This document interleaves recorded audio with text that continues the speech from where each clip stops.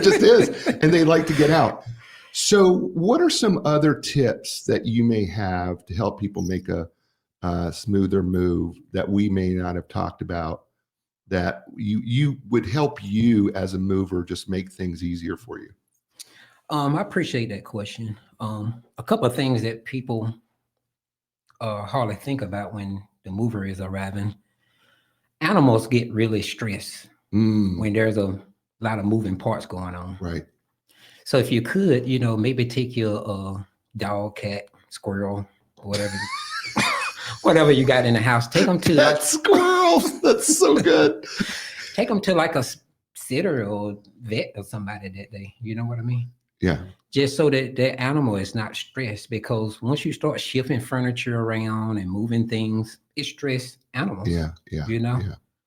So secure your animal, get them in a nice, comfortable, relaxed atmosphere. Right. Another thing people don't think about, when the movers show up, have your driveway cleared out. The mover needs somewhere to park that truck. Right. That's right. It's a big vehicle. If he show up and you got 8 cars in the driveway, he can't get into the driveway. So, clear out your driveway. And I guess that going with that is making sure there's enough clearance on the street, because sometimes people will park all their vehicles and make the on the street, and it's a big vehicle. Yeah, it's you got to make back up into it, and those vehicles are so close to the driveway. It's okay to walk a little bit here, and so move your vehicles a little further away so they got plenty of clearance to turn. And I would say a third thing would be, make sure, like if you have steps on your home, make sure those steps is nice and secure, so that when the mover is stepping on your steps, he don't go flying off. There's people that have loose bricks on steps, loose boards. Get that stuff all nice and secure so that the mover have a safe working environment. And it's tons of other things, but those 3 things that are 3 of the things that people really never thinks about.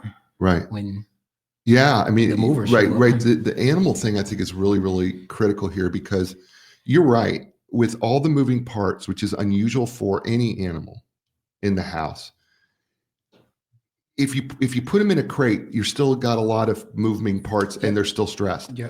They really do need to be somewhere else, so that they're not feeling that stress. Because you're right, they do get stressed. Yeah, they get stressed. I mean, I went to look at a job yesterday, might have effect, and the guy had 6 cats in his house, and they all were just loose.